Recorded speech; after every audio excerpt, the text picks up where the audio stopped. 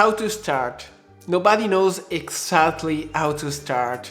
Look at me, I just started recording and this is my first full English video. How I started? Well, I just pressed a button. That for me is the one in the camera, but for you could be something so simple and difficult at the same time. So how to start?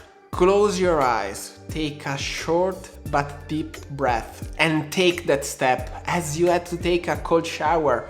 Yes, it's cold, but it's just water. This video will be far away from perfect. And I can live with that, because I could do everything, but this video will not ever be perfect. I recognize it and I live in such a way to improve more and more what I do, knowing that this travel is what I should love, because it is endless. And without the passion for what you're doing, you will never have persistence. Key factor of everything. But remember, it's not just passion and persistency. We've all heard Albert Einstein's famous line: insanity is doing the same thing over and over again and expecting different results. After starting with patience, after finding persisting, try using your imagination to experiment. Analyze the errors and try again and again. And if nothing works, you have to learn to look at things from a different perspective. And finally, go for it. Nothing will ever be perfect, nothing will come out perfectly as we want. Look at me, I'm an Italian guy who's making a video in English